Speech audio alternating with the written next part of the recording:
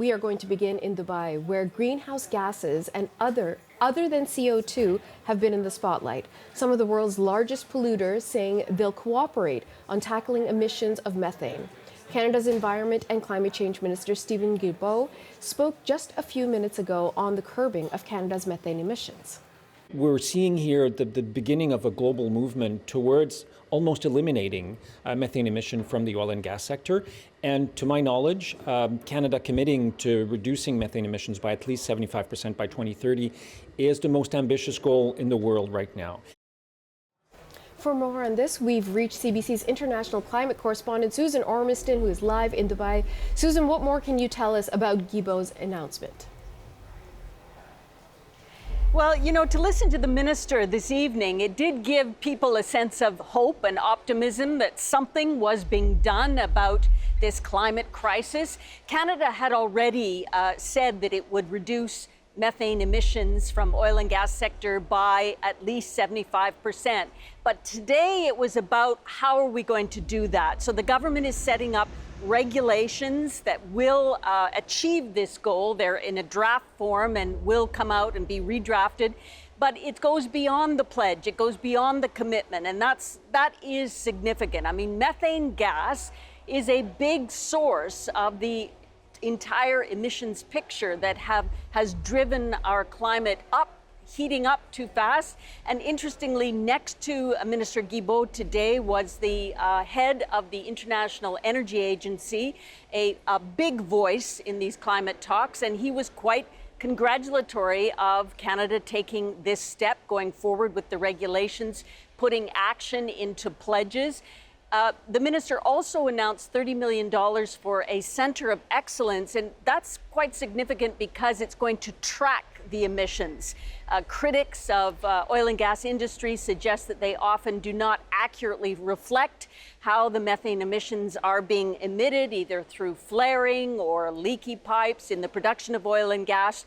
So this will be an independent agency that will be able to track where those methane emissions are coming and hopefully be able to eliminate them or at least cut them back. So that's the minister's announcement, and he also was going to go into a ministerial meeting with other heads of climate ministries in the world who also are making similar pledges, the U.S. included. Susan, remind us, why are these targets so important? Well, you know, we have seen the methane moment, if you will, evolve over the last 2-3 years at these climate negotiations. There has been a world methane pledge for some time. I think it's about 150 countries have signed on so far, but only 50 have actually put regulations in, as we've seen from Canada today. And methane is a very powerful gas that is given off in the atmosphere. It's 80% estimated more powerful than other greenhouse gases like CO2. And it is something that the industry believes can be tackled faster than curbing oil and gas emissions, the CO2 emissions. So that's why it's significant. And John Kerry on the weekend, he has aligned with China and said that those two big emitting countries will work together to also try to curb methane emissions. Here's Kerry. Reducing methane emissions by at least 30% in 2030 is totally in line with the global methane pledge, which could avoid over 0.2 degrees centigrade of warming by 2050. So, my friends, this is the fastest, simplest, easiest, quickest, cheapest way to be able to make the gains we need to make to reduce the threat to the planet.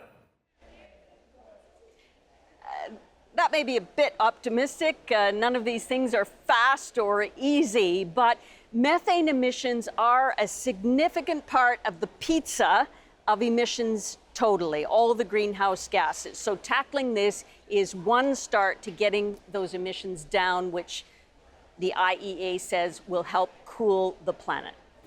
CBC's international climate correspondent Susan Ormiston in Dubai. Thank you, Susan.